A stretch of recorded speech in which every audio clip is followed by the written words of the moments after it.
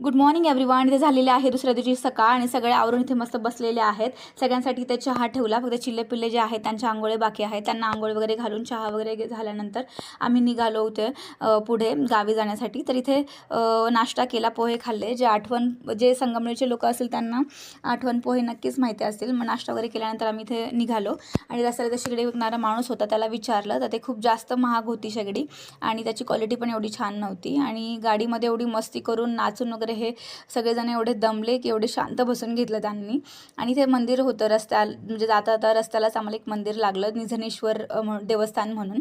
तर तिथे आम्ही दर्शन वगैरे घेतलं. छान दर्शन झालं, जास्त गर्दी वगैरे नव्हती. तिथे मंदिराचं काम वगैरे चालू होतं आणि खूप मोठं मंदिर होतं तिथे, मोठे जागा होती तिथे. आणि तिथेच बाजूला एक छोटंसं प्ले एरिया किंवा गार्डन किंवा उद्यान असं टाईप होतं. तिथे ग्रीनरी वगैरे होती आणि तिथे आम्ही ह्या चिल्ल्या पिल्लांना घेऊन गेलो, थोडंसं रिलॅक्स करावं म्हटलं, कारण ऊन लागत होतं.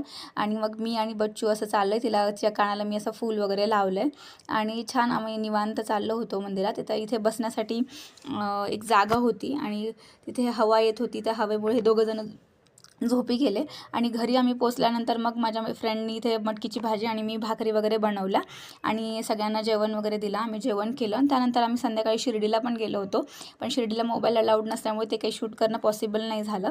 तर असा होता आजचा आमचा दिवस. भेटू नेक्स्ट ब्लॉगमध्ये. बाय.